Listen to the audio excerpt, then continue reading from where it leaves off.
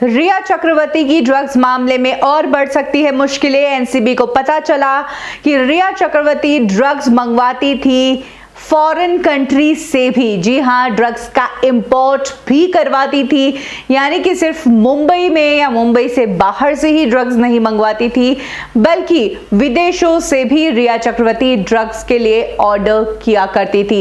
एक international racket का अब पता लगता जा रहा है एनसीबी को, क्योंकि रिया चक्रवर्ती को पकड़ने के बाद और पेडलर्स से पूछताछ करने के बाद एनसीबी को पता चला है कि सुशांत के घर पर हाई क्वालिटी बड्स मंगवाए जाते थे, डिलीवर करवाए जाते थे। ये high quality buds foreign countries से मंगवाए जाते थे, एम्स्टर्डम, कनाडा और यूके से मंगवाए जाते थे।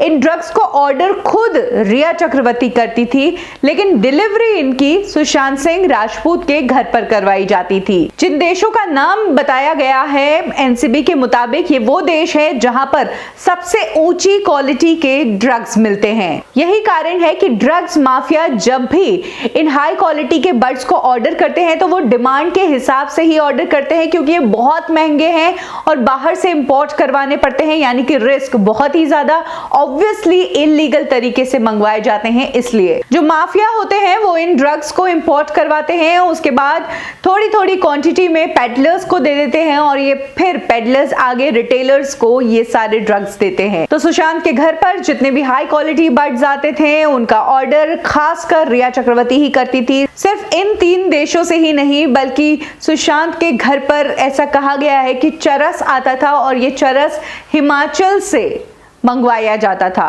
तो अब एनसीबी जो है इस ड्रग एंगल में फॉरेन लिंक की भी जांच पड़ताल करेगी और माना जा रहा है कि अब इंटरनेशनल ड्रग रैकेट भी पकड़ा जा सकता है इसके चलते।